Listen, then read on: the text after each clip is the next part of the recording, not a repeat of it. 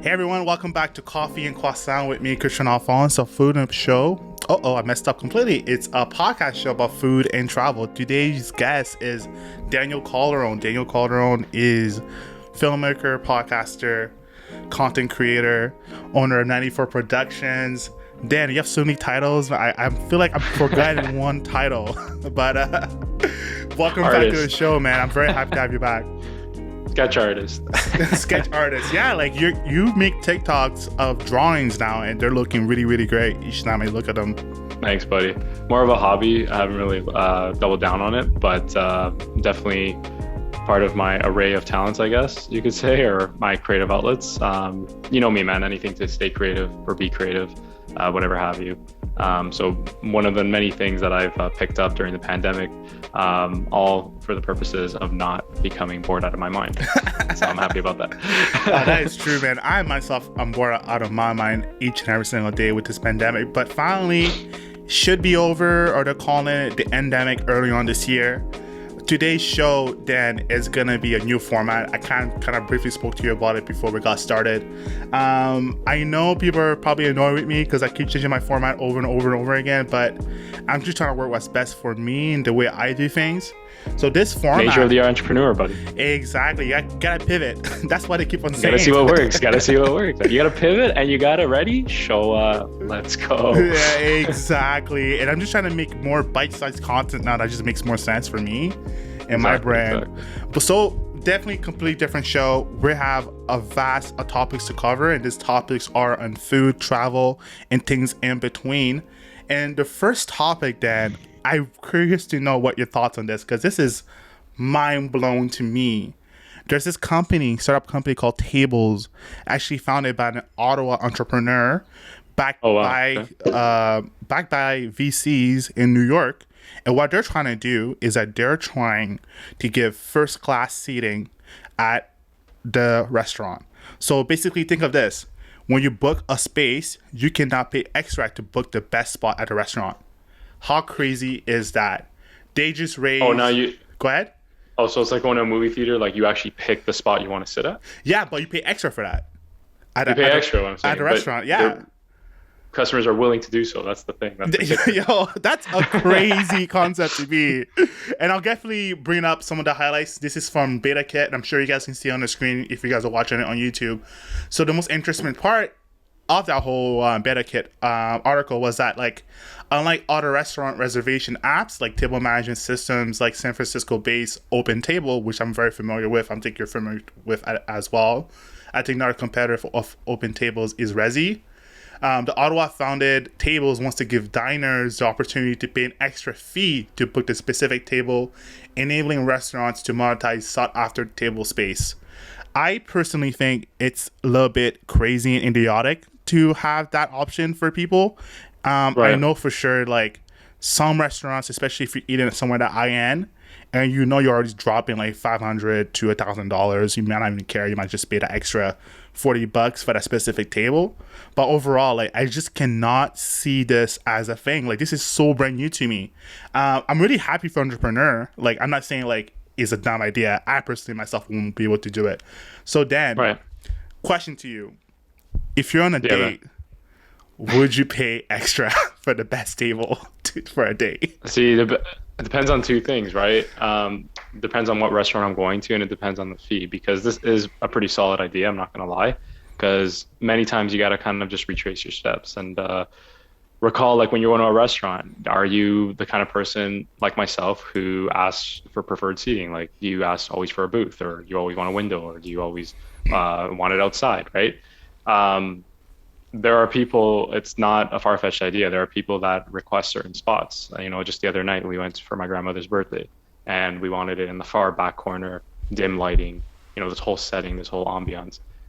That's a preference. You know, that's a specialized seating that this kind of, this entrepreneurial kind of venture would excel in, right? Kind of fulfills. And yeah, so for me, like, I like that you brought it up. You put it into the context of if I was on a date, because yeah, honestly, that would be the time and the place to probably pay the extra fee. The only reason I see this excelling is because that's just not one kind of event people attend or kind of commemorate. There's a lot of events in someone's life, birthdays, anniversaries, family reunions, get-togethers, that people would prefer specialized seating. So someone for myself, what I'm trying to say is like, yeah, a date's very special to me, or if it's someone I really like or I want to impress, of course, you know, you want to make sure you're not sitting next to the kitchen or the bathroom. You want to be in comfortable chairs because we've all been there, right? And we all know how awkward and uncomfortable dates are. First dates can be as it is. So you want to be in, you know, the most satisfying environment.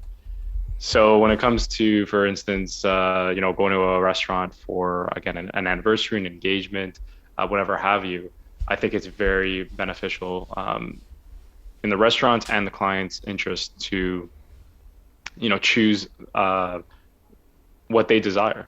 So I think this idea is highly innovative and can tap into a lot of people's, you know, wants and needs in the marketplace. You know what? You could be 100% right. I'm happy that this is a solution for restaurateurs to have more dynamic pricing for the restaurants. And of course, not every restaurant should have that feature. Let me say that again. Yeah, like Swiss Chalet, don't even try it. Do not try inside Mario's, please. But if you do, but listen, if you do, right, treat it like a movie theater where they don't, it's not additional. Like, I don't know if you noticed, I think it's because ever since the pandemic was initiated, but even a basic movie theater ticket, you still have the option of, or it's mandatory, you have to choose where you want to be seated because they want to kind of facilitate like how many people are coming into the auditorium. But what I mean to say is like it could work to any industry. Just the idea of charging an extra fee. See, that's where you got me. And I said, okay, you have to be very careful. You have to first of all be in a demand to charge that fee, right? You have to be at a premium status as it is. People are willing to pay that fee, and it has to serve, you know, memorable occasions, right? Again, the joke Swiss Chalet, as much as I was joking, they should not do that because people, first of all, our generation won't do it because we're not fans of the establishment.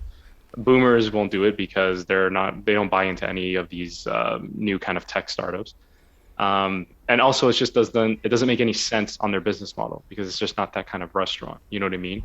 But the restaurant we attended, I keep forgetting the name, the one that Anthony Bourdain was credited of going to in Montreal. That's a place I can see excelling at that. You know, it's already oh yeah, you know, reserved. You know what I mean? You're talking about Opie du Cochon, which is a restaurant that me and Dan did a food review by. Yeah, that absolutely. I'm still working on. Yeah. By the way, sorry about that. No, 100%. Yo, great things take time, buddy. We're doing a premiere. No, but having said that, like, do you know what I mean, buddy? It's like those restaurants I can see people paying, you know, an extra fee, a reasonable fee. And, you know, prefer to sit at the window. I told you, I'm like that, right? It doesn't cater to everyone, but I'm telling you, there are people that if it's the right occasion, the right person, and let's be honest, people with a deep pocket, yeah, they'll pay the extra fee, bro. They'll make sure that they're in the right setting. I just want to add this because I experienced this recently yesterday with a family event. There'll also be probably cutoffs, like the way they section off restaurants, I believe. Where families won't be able to sit in this dining area, or kids won't be able at a certain above 18 can't sit there. And the reason why I say that is because I've noticed, and it's happened many times, I don't know if you've experienced it, you're on a date, you're on a special event, and there's kids whining, yelling, making noise.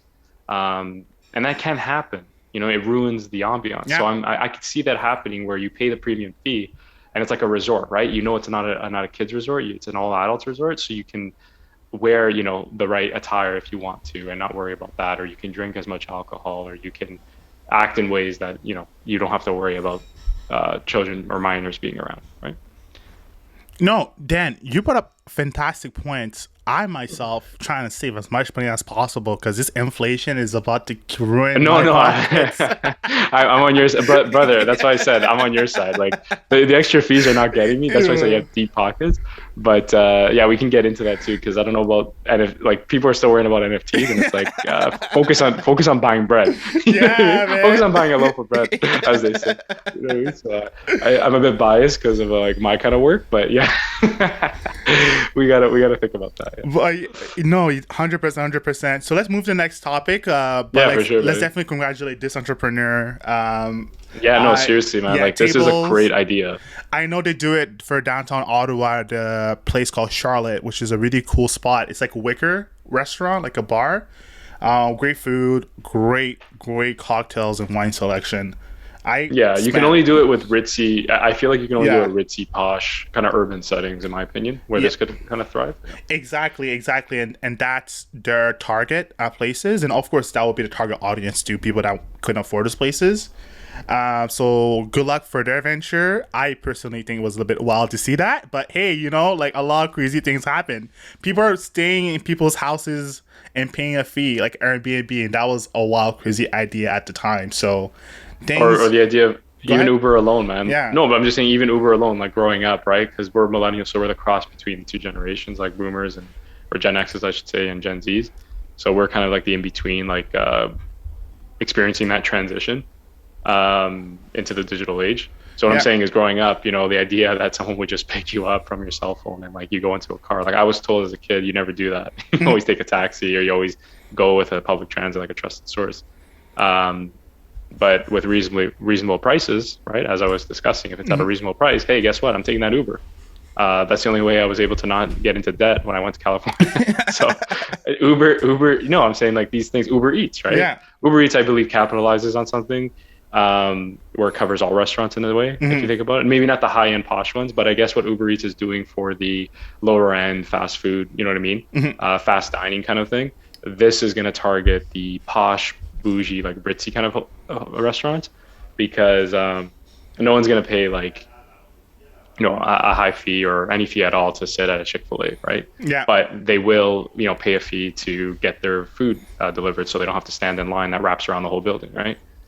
Because those are instances that happens, right? So yeah, Definitely. So let's transition into the travel part segment of this podcast. So I titled this part "Passport Wait Time in Air Canada Debacle." So COVID, like I said earlier on this podcast, is almost over. We were part of the endemic, as they said, and people are trying to get the heck out of their country. So I know as Canadians we experienced it too, but it's also quite interesting to see it in the other side of the border that Americans are having a hard time to get in their passports. So this is from the New York Times, and the title of the article is "Another Pain Point in Summer Travel's Woes: Getting a Passport." Interesting part about this article was like prices of gas and groceries, passport fees have gone up across the board, and as of January, a first-time adult passport now costs 165 USD, including $35 a sentence fee. A renewed adult passport costs 130. A passport for a minor costs a total of 135.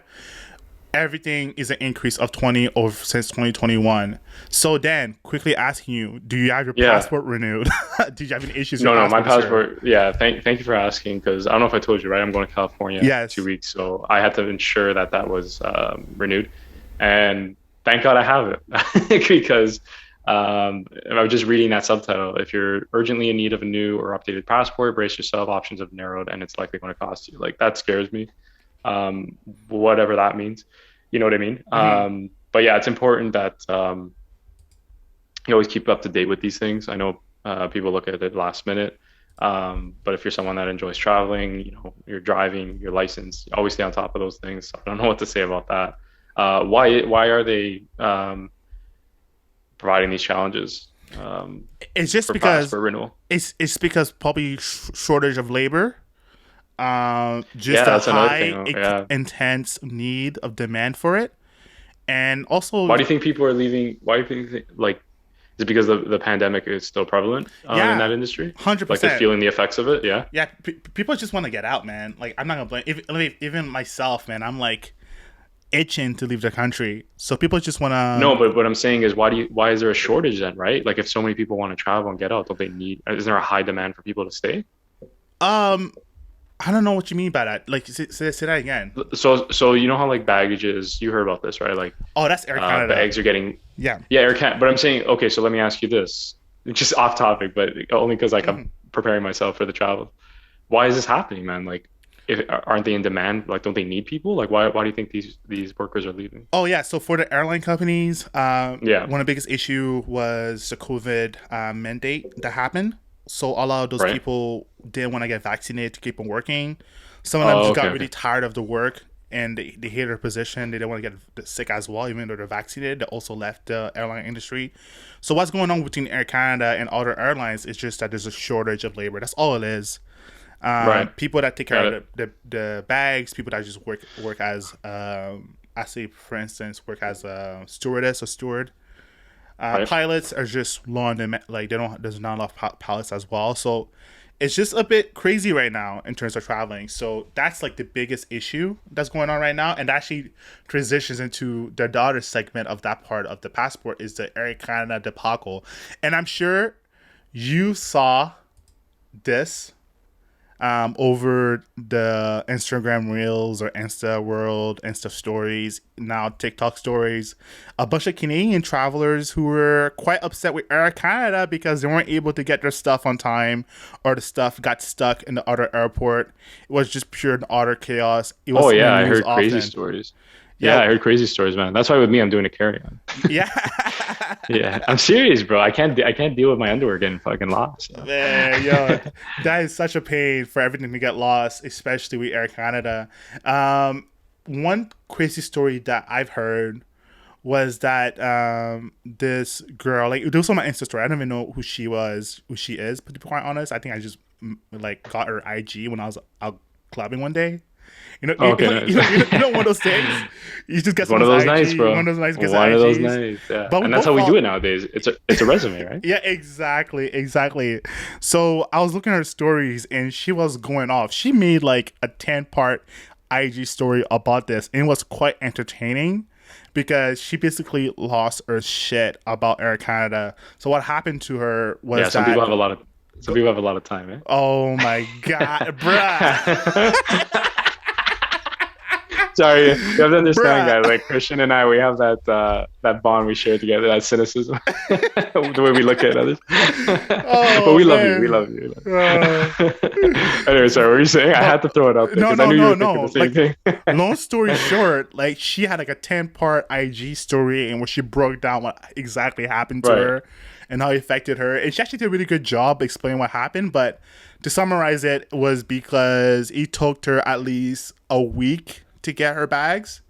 So she arrived like in the country like let's say a week ago and she still hasn't gotten her bag to the point that she Okay. had to go to Air Canada's boot or station at the Toronto Pearson Airport, and she basically had to like convince like the people that work there to allow Yeah. her to go to the back room to get her bag. And she went to the back room and looking for her bag with the other person, and she couldn't find a bag. So the employee for What? Air Canada told her just to take a bag. Are you serious? Just take any bag. Just take any bag, you be good. Wow, that's scary shit, man. And you know, like I think me and you spoke about it. Those luggages cost so much money. They're like 500 to The a luggage grand. itself, you're right. And what's in it? That's the question. But forget that. It's The the luggage itself, yeah. yo man, Right. like they're so expensive. So I don't blame her trying to find her bag. I don't know what's in it, but could just be clothes and stuff. But like $100, man, like dude, like I'll do No, whatever that's it not worth takes it. to save Yeah. that. Like that's a new camera equipment, new gear, new laptop, man. Like Well, that's what I was that's thinking as a filmmaker. Like, what if I'm traveling with my equipment? And that's why, in light of this, like, this trip is business, but it's mostly pleasure. Like, me going to LA, like, just to kind of catch up with some people there. But yeah, I would never bring my equipment unless it's a organized shoot. You know, like I have the trusted documents with me, and everything is expensed. Because this is pathetic, man. It sounds like it's in disarray. The reason why I waited this long to travel was so I could, surpass like kind of those restrictions, right? yeah. Um, but unfortunately, there's kind of new challenges that have been brought to light. The two. So what's going on with this couple or this? So yeah, great question. So and also awesome segue for this part. So this Yeah, for is sure. a couple. His name is Scott. This is from the CBC. The title of this is called "More Air Canada and WestJet Passengers Baffled by Reasons for Denied Compensation." So the interesting part of this article is that 3 days later, Air Canada informed Scott, his full name is Algard, that he doesn't qualify for compensation because his flight was canceled instead of delayed due to labor dispute that was outside the airline's control. So basically, they're not giving him his refund. That's what's going on right now, and he's Oh quite my God. upset. It is quite Maybe I should have upset. got myself a refund. I should have checked the box when I ordered my ticket. No, but the thing is, it's like they're speaking like I think in the internet called legalese, where like oh it's not canceled, it's just it's like you don't qualify because it got canceled, not delayed. So we Mm, can't refund you. I think it's like weird little, terms and loophole. agreements, like little Yeah, exactly. I love that you said it. It's a weird loophole about this. So that's stupid. definitely, Yeah. I hope Scott gets some type of compensation, which leads us to this other article, which is a bit more interesting. And I kind of pull it up on my Google Chrome, and this is it right here. Hold on, everyone. Yeah, yeah. So right here, this is on compensation from Globe and Mail, by the way. And let's just make this look all nice and pretty. Uh, we are making it as we're flying. So this is from Globe and Mail. Compensation questions loom for Air Canada customers. We cancel flights. So then I'm going to quickly say some of the important parts of this article that I thought were very interesting and need to know. Yeah. Then afterward, I'll just quickly ask your thoughts on this. So while Russo apologized, Russo, by the way, is the CEO of Air Canada. While Russo apologized for flights cancellation and customer service shortfalls, the CEO also said in an email to travelers the schedule reduction stemmed from strains on the global aviation system, potentially outside Air Canada's control, calling them unprecedented and unforeseen. Under federal regulations, if passengers were informed more than 2 weeks in advance that their flight was canceled or delayed by 3 hours or more for reasons within the carrier's control, they are owed alternative travel arrangements or a refund, traveler's choice. A rejected reservation yields $400 in compensation on the top of the refund. If the trip was canceled within 14 days or less, passengers are owed a grand for cancellation or delay of 9 hours or more, between 400 and 700 for delays of 3 to 9 hours. So then, going back to what happened to Scott, Sounds like a lot of stipulations. there's a lot of stipulations. There's lots of legalese here, Holy shit, man. man. But I gotta say, this is a quick little side note, still on topic. Did you get the email from the Air Canada CEO saying sorry to all the customers? Because I'm on the distribution list for Air Canada. I'm actually have my No, aerial no, plan. It was no. so. I don't have a frequent flyer list, but like I'm not part of any newsletter. I barely fly. But no, you got the letter personally sent to you. That's Yeah, crazy. yeah, I got the email. It wasn't a letter, it was an email. It was like a Oh, okay, okay. nice CEO statement. And funny enough, Right. I think like 5 minutes afterwards, I got an email from Porter saying 20% off all airlines and flights. Oh my God. That's hilarious, buddy. For people that don't know, Porter is a competitor of Air Canada. They are a smaller airline. They just I think I won a profit. ticket. Remember E1? Yeah, you for a I ticket for got the main Porter? prize, bro. I got the Porter Airlines. Yeah, that was the main prize when we did our Christmas party. That was so But funny. it was a propeller plane, and I like hadn't like I was just too busy with like building the business. Like I don't know what happened to them, but whatever. So quickly asking you on this part, man. Like, so I know I kind of got an idea of your thoughts on this. So you're saying that you're not gonna do any check-in bag when you're traveling to the states this summer? What do you mean, carry extra? Like checking luggage, because that's what's mostly happened. If your thing's checked in, man, you're kind of screwed. Checked in as in Like check, if I'm bringing a luggage and not just a carry-on? yeah, exactly. Yeah, I'm bringing just a carry-on because I remember last time flew to LA, like I was entitled to a backpack, like a smaller kind of carry-on, and then a miniature sized luggage, kind of like what we brought to Montreal. But no, I'm not intending to bring a larger piece of luggage that I have to do a check-in. Only because there's a lot of complications with this, and I don't want the idea of my clothes being lost. I just don't need that headache, and I just want to have like a peaceful trip. Fortunate enough for me, I'm staying with a friend, Hmm. as I told you. So like, those things can kind of be taken care of. Like all I really need is my shirts, my pants, and my underwear. But I'm not bringing my film equipment, anything like that, only because I want to enjoy myself. I don't really want to be worrying about anything. So I don't really, it's not really a need for me to bring an extra piece of luggage. Um, so I'm trying to avoid that at all costs, as much as possible.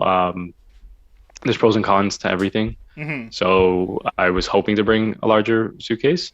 That way I can store more clothing or, personal belongings that I acquire, right? Like gifts, things like that. But yeah, man, based on how everything's going, it just sounds like more headache inducing, and I just want to avoid it as much as I can, if possible. Do you agree on that, or Oh, a what's your hundred take? percent agree on that. 100% agree on that. I myself traveling in the States as well in New York in August, and Right, when are I you going? I'm going to New York. I'm going No, and when? When? oh yeah, I'm going and I'm not gonna say when I'm going online. You kidding me? Man? These Okay, no people, worries. man, Sorry. yo, man, there are No worries, cycles guys. online, bro. There are cycles. There are Okay, cycles. yo, I don't know uh, if I disclose where I'm going. no, no, no, no. Don't worry. I'll bleep it for you if you feel very Don't believe it for me? uncomfortable. Okay, Yeah, thank you, man. sir. Thank you, Because it's, sir. Well, you'll tell me off the yeah, air. I'll tell you Perfect. after. 100%. I'll tell you after. Perfect. But Can't funny wait. enough, like seeing what's going on in Air Canada, I'm definitely flying with Porter, where I'm going in the States, and I Okay. saved some money because it's 20% off the flights. So if people are Okay, looking for nice. alternative, definitely fly with Porter.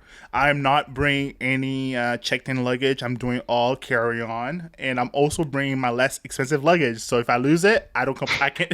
I cannot Duffel be. bag. Bring this guy's bringing the duffel bag. I love it. Damn man, I cannot afford to lose anything that's expensive No, right you now, can't. man. You can't, man. The luggages are expensive, man. Like you So said, expensive. they're over $100, if not more. So, yeah, man. Smart on you. And you don't even require it. That's the thing, right? Like if Yeah, you're going to Europe, I'd say you got to bite the bullet. Like you man. can't survive off a carry-on. Or some people might argue on here, Yeah, hostel life. yeah. You know what I mean? I see you. Hmm. But if you're going to New York, man, like as proven with Montreal, a few days, whatever, yeah, you're good. Yo, man, 100%. And my last thought about this was just like, guys, like Air Canada, come on, man, like, stop it with the legalese. Like, make straightforward and straight simple terms and conditions The to your legalities, yeah. travelers, man. Come on, like, this is ridiculous. I understand, like, you have a labor shortage. There's lots of things outside your control. At the same time, man, these people are trying to travel. Maybe tell them way in advance it's gonna be chaotic when they're traveling. Like, do something. And also, too, this is kind of like a bit off tangent. The government kind of is gonna start doing COVID checks or random COVID checks now going forward. They're thinking about doing that. They're thinking about starting that up right Yeah, so again. I wanted to ask you since I'm on the podcast, because I haven't really done the research yet. I've been really busy. Anything I should know? Oh Did you read yeah, anything? Because I didn't read anything. Yeah, so what I need to do before I fly? no. So you should be fine. So like, if you're flying in Oh, the okay. states, you should be fine. You should just know that like expect to be a random person, either yourself or someone else in your flights to get COVID-19 check. They stopped that, but now they're about to start it again because cases are on the rise. But if you're So what going, does that mean, man? Like in the like they'll like before they take off, they're gonna do like check? yeah, they're gonna check. They're gonna check. They're gonna check when you land, not when you take off. So Oh, when you when you land in land, Canada, shit. they're gonna Okay. check it because Americans still don't care about COVID. Oh, the American. Oh, okay. So you're saying going to LA, I'll be fine. Yeah, that's all I care about. Yeah, But yeah, coming back, yeah. Coming yeah, back, okay, you'll be okay. like, "Yo, can you put aside? Can we check to see if you have gotten so and so and so and so?" Interesting. Yeah. So Okay. so that'll be the biggest thing to know. So I don't need a PCR test or anything like that. No, you don't need any PCR tests. You should be fine. There's no You just testing. go there and fly. Well, bring your vaccine documents just in case, right? Yeah. So what briefly talking about? Let me bring it up again. Sure. So yeah, because it's changing. Uh, but as I say, because as soon as I post this podcast, I'm sure it's gonna change. I'm sure it's gonna Wow. change Well, because I'm gonna phone in like repeatedly, like every week. there you go, boom. The economic times. Let's do the economic times. So this is kind of off the cup, people. So just bare bones with me and Dan here. Look at this amount of ads that they have here. Holy, Dan, they're selling every inch of this website with ads. Belby? What's that? This is the Beloy? economic. Belroy? Oh my This god. is the Economic Times. I think they're pretty good. Good source of news. But they say Canada has announced that it will start random COVID tests for travelers arriving by air into four major Oh, July airports 19th. in July 19th. So the Vancouver, Calgary, Montreal, and Toronto. According to the Public Health Agency of Canada, these tests will be done regardless of vaccination status. Tests will be completed outside the airport, either via in-person appointments or selected test providers, locations. Boom, boom, boom, boom, boom, boom. So will they pick? Are they randomly choosing people Yeah. on the flight or the flight itself, like randomly choosing flights? They're randomly picking people in each flight. Okay, so if you're not selected, you don't have to worry about it. But Yeah. what if they do have COVID? Like, does that mean you have to like get checked? Yeah, if like, as you know, if you still have the Kenyan COVID exposure app, you'll Which I don't. you probably get notification. Shit. Okay, But yeah, am I like, are we going to be sectioned off kind of thing? Like until we get the results, we won't be able to leave. Is that how it works or no? I don't know. That's a good question. The test is being done outside the airport, so like they'll probably tell you to go to a pharmacy or go somewhere to do the test.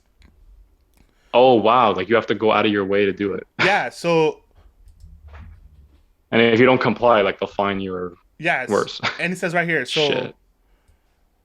So travelers who are picked for the random test at 200 person will receive an email notification within 15 minutes of completing their customs declaration. Information on how to arrange a test will be provided at the time. Partially vaccinated and unvaccinated individuals will continue to be required to get a test upon arrival into the country in an 8-day and on day 8 of the mandatory 14-day quarantine. All travelers must provide their information on the Arrive Can app or on our website 72 hours prior to their arrival in the country. So you still kind of use Arrive Can. Have you used Arrive Can yet, Dan? Have you ever used that app? Arise can know. Is that the one you said it was detecting if COVID patients are around you? People with I thought that was like a whole conspiracy. I'll be honest. And last I checked, there's only like 5% of Canadians that download it Yo, because they're all man. worried it was like tracking and shit. Oh, first of all, You were on that? I have both apps. I have the Exposure app and I have the Arrive Can You app. would. So You're just studying the logistics of it. That's yo, what it is. man, I am very very interested about all this stuff. You're tech savvy, brother. I'm not tech savvy. I just know it's like No, I'm it's saying you're needed. more technologically inclined than I'm saying you're into like the whole application usage and yeah, no worries. I got you. No, right, yeah. But So this is I wanted to ask. Go ahead. No, yeah. So I wanted to ask, like, are they still doing the implementing the mandatory? Like, I know I saw notice the 14-day quarantine thing, but is it still like you have to stay in a hotel? Like, how does that work, man? So that's not needed anymore. So this is for Okay, like good. the person that's picked for the random test. So Perfect. if you land, like, more likely if there's like 100 people on your flight, you know, they're gonna pick like probably 4. I'm assuming, not only one. Really? So Shit. I'm assuming 4. Like I don't expect them to pick like 80 or 20 people for their flight. That'd be kind of Yeah, nuts. yeah, yeah. But yeah, like should be. I think you'd be fine. To be quite honest, I think people would be But fine. what's the point of that? You know what I mean, man? Like 80 to 100 would make sense because then you're like you have a good chance of figuring out if the flight was safe. But 4 people, like, I don't get it. What's the determinant? Dan, that's a great question. I do Is not this know. politics? Am I bored? Am I rubbing on politics now? No, That's you're happening? not running politics. It's Oh. it's a great question. I'm just not the person to answer it. I personally Right. think it's a little bit overbloated. The whole thing's going on like It's kind of stupid, bro, to be because honest. like if most of Canadians are fully vaccinated, then why does it matter? You know, like if most Canadians Yeah, are but, fully like, vaccinated, COVID, why does it yeah. matter? I didn't even know the cases were getting like I heard increases, but the way the culture, has established itself, it doesn't seem like anyone cares at this point. Yeah. And Like by the way, I've gone to. sorry, Dan. Sorry, I go ahead. just quick gotta say that. By the way, Dan and I, like, I'm pro-vaccine. I think Dan, you're pro-vaccine too. you're both. Yeah, we got You're our full, vaccines, but we're I'm fully also living our vaccinated. life. We're not anti-vaxxers, so shut up, people outside of this world that Yeah, try to accuse us of being anti-vaxxers. It is crazy exactly. that I have to say that still, but like people are just so annoying with the vaccination status. Well, I, now they're for sure. It's cemented they're not going to get it because Ford's like, they lifted the whole vaccine mandate. So man, oh lord, but yeah, it, like it, it makes no sense. Yeah. it makes no sense. It's the most. It's like the most tipsy tossy logic going on right now because, as I said earlier on, if people are fully vaccinated, everyone should be fine. That being said, having COVID does suck, and people are very very how do you say it? People can get very very ill with it, and they can life Right. is at risk. So do please get vaccinated at the same time. Like, come on, man! Like, it's almost been Oh two no, for years. sure. There's not a laughing matter, but I just thought at this point everyone was kind of moved on in a way. But yeah, man, it's still a dire situation, so you gotta respect it. So I'm about to show you the exposure can app that I have on my phone. Okay. So this is the COVID-19 notification exposure app that's about to show up now. Oh, it's actually retired. You don't need to have the app anymore. You can delete the app. Thank you for doing your part to help limit the spread of COVID-19. It's officially over. I have the app on my phone. I'm gonna delete Wow. it right now after this podcast. So that's And how. that's the one that would detect if you had COVID, Yeah, right? and that Like was it. you have to put your information in, yeah, register. Okay. Yeah. That was it. That's no longer needed. So don't Did it get. work by the way for you? It did. It did. The people I was with didn't have any COVID, and I myself I haven't had COVID yet. But did it ever like ding It did. It like did. It notify did. you? It did. It Oh did. wow. When we did our Montreal trip, it notified me like every 2 days. This guy never told me. I could have been next to a COVID guy. No, you're good. Because Oh no, if no, I I know. got it, you would definitely got it. You know? No, I know. But when you like so it's a radius. Like they let you know 30 kilometers up from here. Yeah. No, they Like let you is that what you know. mean? They let you know who has COVID. So like you first of all, let's say in a group of 100 people that has the app, if 1% of 100 people got the app, it would be notified that Oh shit. you good. No, sorry. So no, someone next to my house got a ticket Shit. because their ass was on the sidewalk. So Oh far. darn. Yo, these guys have the day off. They're just chilling, like these park enforcement.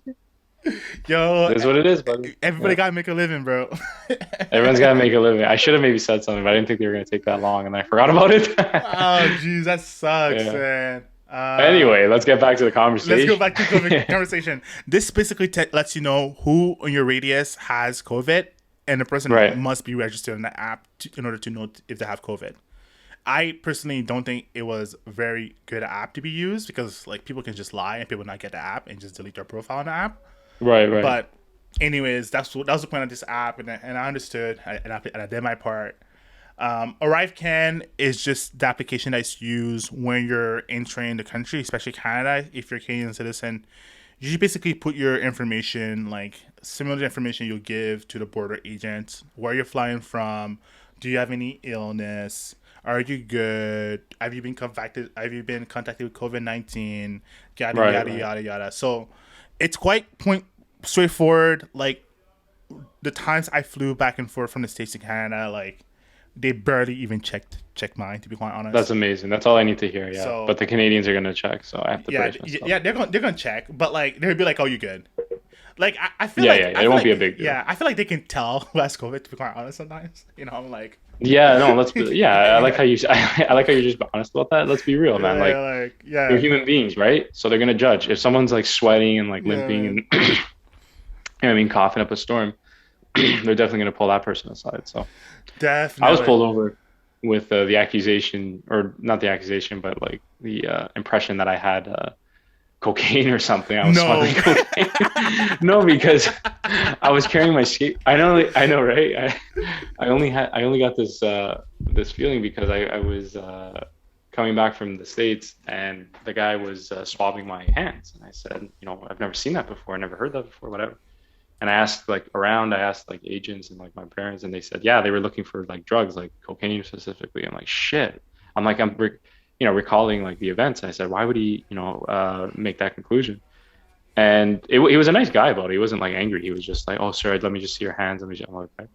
And I realized, I think because I had my skateboard and because I had my hoodie on and I looked like really tired because I was flying I told you about my trip, right? In Yeah. 2019, I went across the West Coast. So I was really exhausted when I was flying. So he must have said something to me and I didn't pay attention. So he thought I was incoherent. Hmm. But it was like baffling to me. I'm like, yo, shit, I got checked for that? Like, that's crazy, man. Like, I'm an innocent guy. Like, don't do that. Thank God I wasn't framed or anything, like, set up. But no, man, it was pretty wild, man. They put my hands out, like went like this. I'm like, why is this guy checking my hands? Like, that's weird. Man. Am I right about that? Yeah, It's yeah, for yeah. drugs, right? They do that. Yeah. They do that often, especially if they're suspicious. It That was a you, random check, yeah. but because he was suspicious of me, he Yo, did it. Yeah. give us about random check. What is a random check? Like honestly, It's literally luck of the draw. You know what I mean? Like literally luck of the draw. but like they can tell. Like they'll look at you and be like, "I, I'm gonna take. I'm gonna say it's random." Yeah, exactly. But like, Yeah. Oh, I know what you mean. I'm taking him.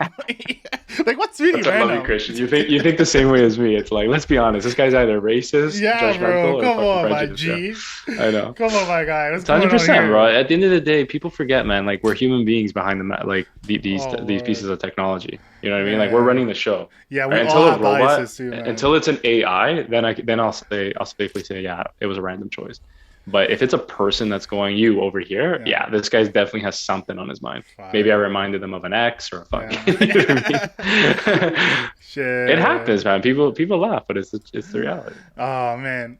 Okay, now let's segue to our last part of the show, which is the in between 100%. segment. So in between, so Dan, I'm very curious to know what your thoughts on this. I'm going to say what I found in between. This is related to working from home.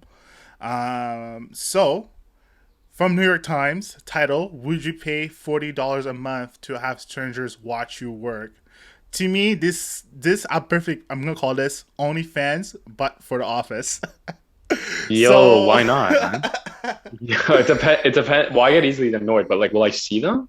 Do I see them, or is it just a recording of me? Oh, let me tell you exactly what. Okay, it tell is. me, baby, tell me. So, titled article: Would you pay $40 a month to have strangers watch you work? The interesting part of this article, often referred to as virtual co-working platforms, a slew of tech tools allow people to be seen working, but crucially not by bosses who might surveil their output or coworkers who might want something from them. The platforms are especially popular with freelancers, entrepreneurs, students, and people with attention deficit hyperactivity disorder who are seeking structure and accountability. There's another part to this as well, but quickly, my thought on this part was quite interesting because I was like, why am I paying $40 for someone to see me do my work? That's a little bit ridiculous in my opinion. But Wait, you pay or you're getting paid no, you pay. You pay. you pay for someone to watch? Someone to watch me? to watch you work. Why would I pay someone to watch me? How dystopian is that, bro? Like, What the fuck does that mean? That's like the girls paying for guys to look. What? But like, no, cause this is why I tell you, man, the world's such an interesting place. So basically, you basically, I'm hearing that correctly. Like you pay someone yeah, you're paying to someone watch you. to watch you do your work. That makes no fucking okay. It's just like what? Yeah, Bro, man. how does that make any sense? By the way, sick hat. I love that hat. That's sick. Thanks, man. Yo, yeah, LA, bro. This is where you. This is LA, where, brother, you gotta represent, man. That's where I Look, I'm represent, wearing an man. LA hat too. You gotta Yeah. represent your boy. When Yo, people yo, ask, yo, be yo, like, yo, put your on, man. Let's my fuck it, boy's in man. LA. Yeah, Let's be LA guys for now, man. But yeah, I mean, this is Yeah, it, man. So we basically, it's a new tool, very popular on Zoom, where people are like spending $40, and they kind of go into this like big Zoom session where each person is like telling like, okay, I'm gonna give you money and make sure I do Right. my work for the day. So they're kind of just holding each other accountable. So it's kind of like, have you seen the ones on YouTube? It's like study with me, study alongside me. You never saw those videos on YouTube? Study alongside me. No, I haven't seen that. Oh Well, man, what's that about? So study alongside me, it's basically this thing on YouTube, where, and like, so it's like this new thing on YouTube, man. It's crazy. And like, look at this view. This was like 9.9 million views. This was January 14, 2021. So like almost like a year and a bit ago. 9.9 views. You basically study with someone, and that's the whole video. Wow. And I'm not gonna play the music for the copyrights, but this is it. This is what you're doing, Dan. You You basically, just watch them? yeah, you're watching them. You know what? It's for people that feel lonely. I can respect that, but you can easily find like a stock footage or just listen to me like lo-fi fucking. Am I being a dick? That is like the cheapest alternative is I guess anything to make you feel in company, but it's an illusion, bro. yeah, it's You an know? illusion, man. You just gotta trick your brain. Your brain's just playing tricks on you. That's all it is. Man, like so that's why I thought this article was interesting because I never considered the Like, look at this HGHG. guy. Is that something I gotta watch? I gotta watch this guy in a van? No, no, no, no. So Oh, this is someone that's actually using this is Ben Tench. Like she uses it a lot, and she says this has really changed the way she does things, which is definitely fair. Like if you're seeing a lot of value in it, why not? I personally won't pay $40 right. for it. But Yeah. she said like she was able to be more productive, and I definitely understand the HDHG part, right? Where it's kind of like you need someone, especially if you're working from home, to hold you accountable. That's not your boss or your colleagues, which I definitely get. One of the worst things about being in an office is when you start working and someone just distracts you and you lose your flow of what you were doing before. I don't know if that ever Wow. happened to you. That happened to me so many times in the office. I just couldn't stand it. Lose your flow. Like you're saying, there's distractions. Like there's Yeah, distractions. People, hiccups in the office. yeah, Yeah. people talking to you like, "Hey, what's up, Chris? How was your weekend?" I You hate know? that. That was one of my fears of like thankfully, I'm working for an LA company and I have to work remote, like Mhm. unless, one day I get sponsored. But for the time being, I enjoy it. I'm at my own pace. Of course it gets lonely. Like there's pros and cons to everything. But for the most part, man, like I'm an easily distracted individual. And I don't like the idea of people around me because I'm gonna want to talk to them. I'm gonna want to shoot the shit. I'm gonna want to like, create with them because I'm a creative guy. So if I'm alone in solitude, I feel like more work is accomplished. No, yeah, 100%. And like, I know what you mean. Like, personally, myself, I'm the most productive I've ever been working from home because there's no distractions.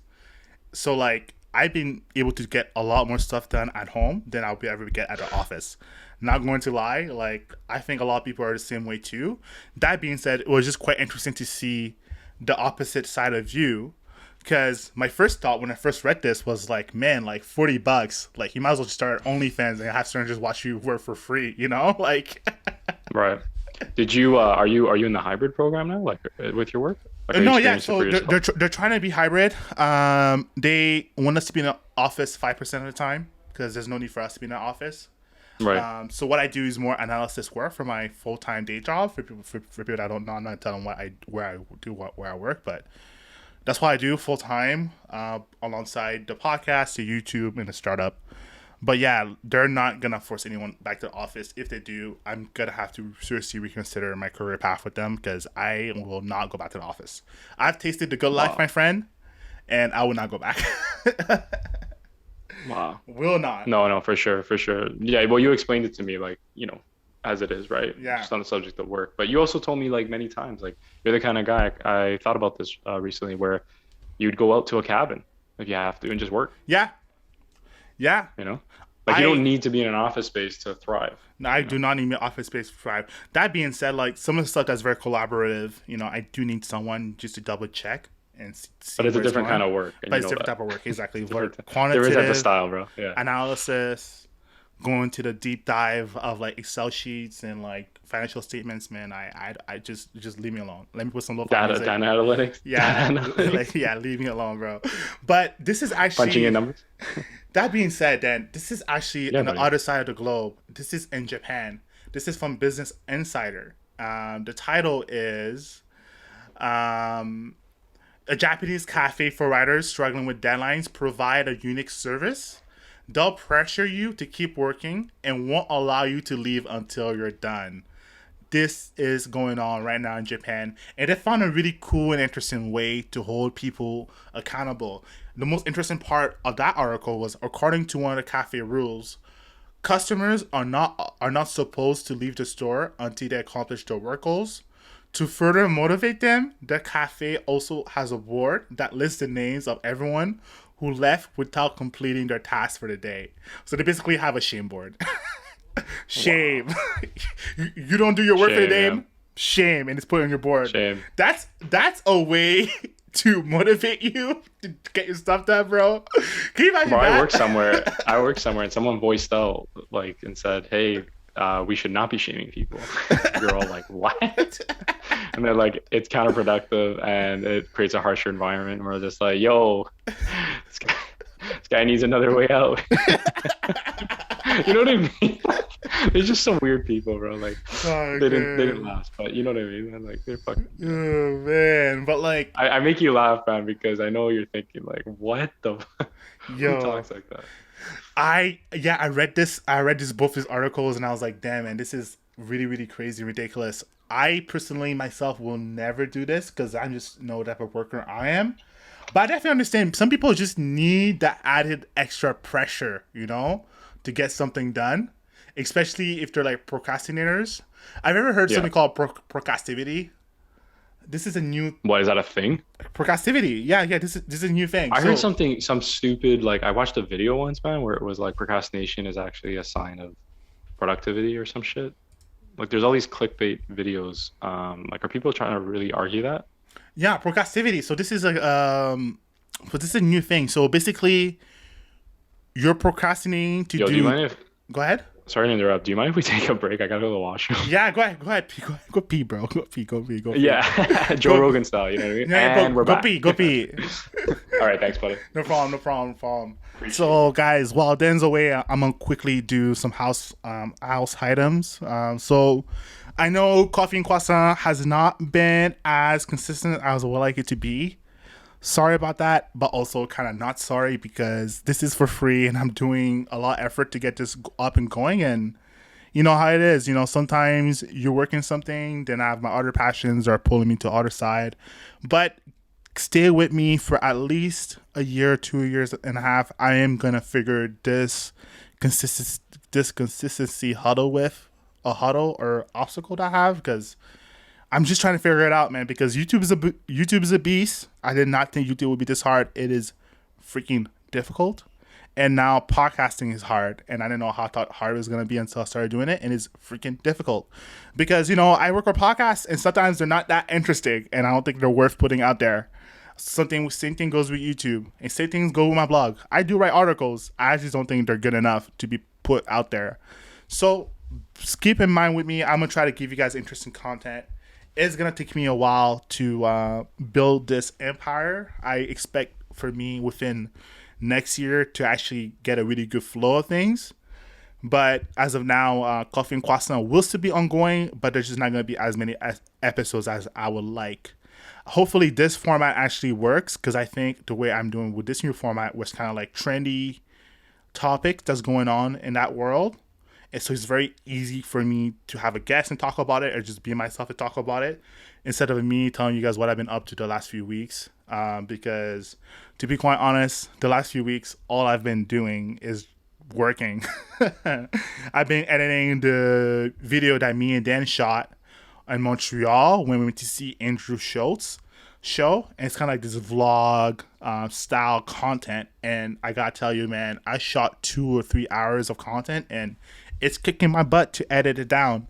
As of now, I have 10 minutes, and it's still killing me because I feel like it needs to be a bit more shorter. So it's gonna take me a while, guys. So I gotta figure that out. I'm gonna try to get my schedule up and going. That being said, I think Dan is finally back. Let's be back. So before Dan left, Okay, we're brother. talking about procrastivity. So procrastivity, Dan, this is like a weird new term. We're looking at psychology today, and they have a little bit article about it. I'm gonna tell you what it is. From my understanding, it's basically doing the work that's not the main work. So how people just do the side activity instead of doing the main mission, especially in video games. It's like doing the side missions instead of doing the Right. main. So you don't feel that bad for not doing the main thing. And that's a new Right. way people do it now, especially for people that have HDHD. So procrastivity, as I said, is a sneaky form of procrastination as a sort of Trojan horse of avoidance. Also known as productive procrastination, procrastination is defined as putting off one priority to escape to a lower priority, but still a productive task. So, video game terms, that's like doing the side missions instead of doing the main missions. That's the way everybody can see it. And that's new, man. Like, I never thought that was a thing, but like, I learned every single thing each day. Like, so what are your thoughts on that? Do you think you do procrastivity or? Yeah, I'm guilty of that. I'm human, right? Yeah. Basically, like there are times when I know I should be doing X, but I'm doing Y. And Y serves to the main mission and X does not. But it is what it is, man. Like at the end of the day, what matters is like disciplining yourself and being self-aware. That's what it always comes down to. Hmm. Like there are people that bullshit themselves, like play video games all day and said like I worked really hard today, or like I'm just not feeling it today, and that's fine. Like don't get me wrong. Like sometimes we feel unmotivated. Again, I'm guilty of that too. But to get in a repeated loop, like one thing I discovered in the pandemic to always, there's never going to be the right moment. There's never going to be the right time. There's always going to be issues. Like for example, this weekend, right? Did I really want to write? No, I wanted a weekend off. I just wanted to chill, relax, rest my head. But I pushed myself to write only because I know what next week's going to bring. You know what I mean? And it's like next weekends, there's going to be new challenges. So I needed to complete this. I wasn't getting paid for it, but I decided to do it anyway out of my own kind of creative volition. And I decided to do it regardless of being motivated. And that's how you have to look at it, right? It's like you're never going to be motivated all the time. Yeah. I'm sorry, you're not always going to be motivated all the time. It's just like the gym, right? There are so many times when I wake up, I tell you, I go 6 times a week. A half of those times, I'm not kidding you. I'm like, yo, why am I going? Like, I don't want to go. But I go, it's not to look like The Rock. It's because it's for my mental health. And I know that when I go, I relieve my anxiety and I feel like I can conquer the day. Hmm. Right. So it's about having the discipline and the tenacity. It's really important that everyone takes that in. Is that even if you do feel like not energized, not motivated, not inspired, to push yourself beyond that, right? So procrastivity in a way can work for you because I didn't see it like that. I didn't know. I thought procrastination was just flat out you ignore your responsibilities, but I didn't know that you just do side responsibilities, if that Hmm. makes sense. Am I Yeah. on the right track? So what I'm trying to say is like procrastivity actually can work in your favor. I kind of hate the word that it has procrastination in it, like it's a derivative. Hmm. But the reality is that um, if you're doing side things, like if you're doing things in general, period, you're doing something. You're not sitting on your Hmm. ass, right? So you should be very proud of that. And that's something to overcome lack of motivation. So if something for me, right, it's like if I know I have to write, like that's the primary thing that's important. Maybe I'm getting paid for it. Maybe it's for a short film, but I'm going around it. Maybe I'm doing other things, right? Like I'm making a call to the bank, or I'm running errands, or I'm reading, right? It's not the main mission, but those side missions add up to something else, right? Maybe that can serve me down the road. So I wouldn't completely, just ignore that idea. And yeah, I think procrastination is within us all. I think we all, whether we know comprehend the concept or not, we all take part in it.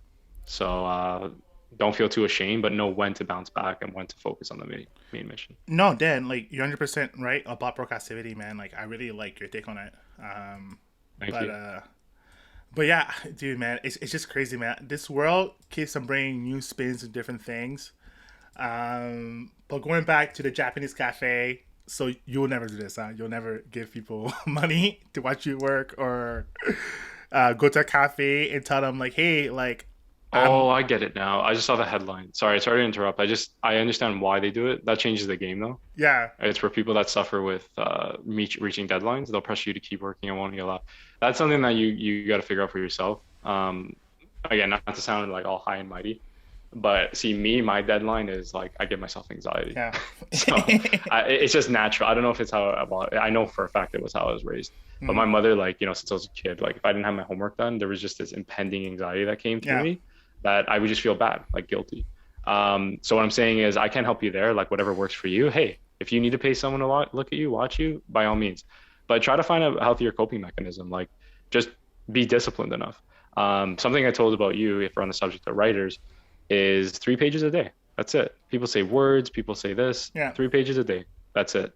No matter how crappy they are, just do 3 pages. I promise you, you'll feel fulfilled. Because what happens is that when they say, oh, but this guy's doing five, this guy's doing 10, this guy's, you get too out of control. You got to just narrow it down, or maybe find whatever works for you. For me, it's 3 pages. I live by that because I notice after it takes up my time. Like after a long day of writing, it's always 3 pages for some reason, three and a half, 4 pages. And that's enough energy for me. Now, some people might be able to write 10, but give yourself these benchmarks, right? And then you'll be done your assignment. You'll be done whatever task you put on hand for that deadline. But again, if you really need to work under pressure, like I know people, they need to have someone on the phone looking at them, like on FaceTime. Like, have you heard of these? Like, you know what I'm Yeah. talking about, right? Yeah. Yeah. Yeah. Yeah. So Yeah. I was always against that shit. Like, I need my own time because if the person's on FaceTime, maybe it's because I'm just an inclusive person. I'm gonna acknowledge them and say, "Hey, what's going on? Like, how's your day?" I can't ignore them. Like they're there, you know? But some people work like that. I don't know how they do it, but you have to just, I guess what I'm saying at the end of the day, see what works for you. I wouldn't completely dismiss this idea. Um, but I don't think it's a healthy way to work. You know, think about it. Like you're going to be paying people to look at you and it adds pressure. I think you just have to just say to yourself, hey, like I got to be more disciplined. Like I got to sit myself down and do this, no matter how much excruciating it is, right?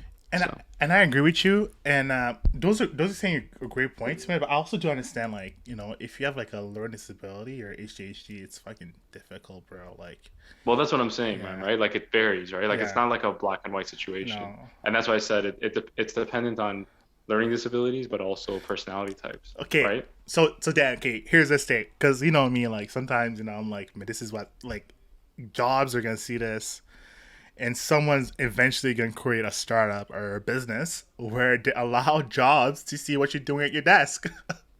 So what do you think? Oh my God, no, If that not for me, bro. existed, Well, I'm more creative. That's I like the idea. I'm in the creative field, so I'm an editor, right, for another yeah. company. I like the idea that they give me the work and said, "This is the date, get it done." And now I've been so tenured with them that they even, trust me that I have a deadline for them. They don't even have to tell me, right? Or I provide them a deadline. But this idea of corporate life, it's very passé in my opinion. I don't know if I'm wrong about this. Speak out if I am. But I like is millennials and especially Gen Z going to be working in a confined, regimented time schedule? That is a great question, and I'm gonna say right now, with all the research I've done about Gen Zs, they do not agree with the way corporates are doing their work. So having a confined regular schedule would not bode well for most Gen Zers because, to be quite honest, they've never seen the need to work for an office. And also, too, man, like I gotta say, the internet's such a strange place that like people who see like Twitch streamers or YouTubers or people that just do social influence, just living their life without going to office, most people are gonna want that life for themselves as well. The life of a nomad is on the rise as well, and most people just don't see the need of going to the office to the point Yeah, in we which, encountered one. We right? encountered one in Montreal. Do you remember? It was a girl our age that Yes, was living like hostel to hostel or something. Like she yes, quit her job and like did that for a year. And you were explaining it to me because I never heard of that concept, like nomad. nomad, digital nomads. Because to be quite honest, all you really need for most jobs is just a good Wi-Fi and a computer. Like you do Yeah, not you're right, need man. anything else. That being said, have you seen the story, Dan? This is so nuts. This is okay. We're going off our time limits. I hope you don't mind. Let's just stick to one part, because No, Dan, no, no, for sure. Yeah, you guys see this. This is the most ridiculous thing ever. This is the story about Freshie. Do you know what Freshie's doing with fresh. virtual Love cashiers? my freshie. No, but You never inform encountered me, one? educate me. Wait, what are Oh they doing with their my cashiers? god, man! Let's see. This is a scam of all scams, people. This is a scam of Central all America? scams. So No. so Freshie has developed. I don't know if a company that's developed it, but this is developed product that's created in which companies are gonna start having virtual cashiers. So virtual cashiers, people that'll be answering your questions online. So just imagine a camera pointed at you and a screen pointed at you where you can see a cashier across the world and you're just doing your daily buys or daily orders. So this is one easiest way to think about it is unlike a kiosk or pre-ordering app, which removes human job entirely, Percy, which is the application itself, which is virtual cashier, Percy allows for the face-to-face customer experience that restaurants owners and operators want to provide their guests by mobilizing a global and eager workforce. The company said in in a statement signed by Percy, and this is a SaaS company, and this is being done by Freshie at the moment. And I'm gonna tell you right now, this is a dystopian future of all dystopian futures, and they're Really? getting these workers and like I gotta say it in emerging countries. And Yeah. if you don't know the business model for it, it's very predatory because what's going on is like they're not like virtually like interviewing each cashier. what they're gonna do is like they're gonna outsource it to a temp agency, and a temp agency is gonna get the cashiers for them. So the temp agency is gonna collect most of the amount, and the cashiers are gonna get a little bit more than what the usual rate is in their country.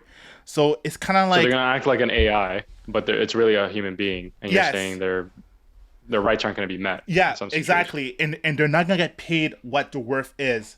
Understandably, there is a work shortage, a labor shortage right now in the country. But at the same time, man, like, come on, like, if you're gonna do that, at least pay those virtual cashiers their wages. Do not pay them. Like, here for example, a virtual cashier would make $3.75 per hour. That's bullshit. Come Now, on, bro. but can this be a side job? Like anyone can do it? Like, Uber, like you could just fill in and say, yeah, what do you want to order at Freshie? Yeah, but like most people that do this are gonna be in emerging countries like India. Yeah, let's be honest. So like you're saying it's like a Pakistan. customer service line, like Yes, Bell and Rogers, when you call it, exactly. like you're saying they're going to take over the job. So that's what it's going to look like on a tablet? Yeah, it's gonna look like this. It's gonna look exactly like this. Wow. Exactly like this, and this person is gonna try to like help you out with your sales. So it's not doing well. It's not doing much. Receiving. Yeah, exactly. And that being said, like people argue that there's already robotic payment systems where it's a self checkout. Fair enough, but that being said, man, like just invest in self checkout. Why are you paying this person $3.75 when you know they should be paid $15, which is minimum wage here in Ontario? Maybe I'm sounding like an anti-work liberal person, but I just think it's unfair. Like, they're just outsourcing work and paying them lesser money. You're not looking out for the little man. I respect that. Like, you have to always look for the greater good, and unfortunately, capitalism. So a lot of people, are different about it. Is they kind of oversees that, right? Those ethics. Capitalism sees the bottom line, right? But you're saying you got to look at the people that are actually in service of these products, right? Yeah, man. They're not getting paid affordable wage. Like, what can they do with $3.75 nowadays, especially with inflation going up, cost of housing rising? Like, it's just insane. Yeah, it's insane. Like, if it's $3.75 USD, then maybe, because the American dollar is still somewhat strong, even though you had a parity with the European Union money. Right. But like, come on, man, $3.75, my guy. Like, but they should pay them the chart like a cashier's salary. Yes. Like a regular, like, you know what I mean? Like, what they're basically replacing them. It's still a human being. It's not a robot. Yeah. You know what I mean? Yeah. 100%. And I get it. There's a labor shortage. I get it. Labor shortage. Not a lot of people want to work at restaurants anymore. They're just trying to be as dynamic as possible, as flexible as possible. At the same time, man, it's just capitalism. People are trying to save $1 as much as they can save $1. I personally think is BS, but that's just my opinion. That being said, nothing against Percy. Think it's very shady, but nothing against them.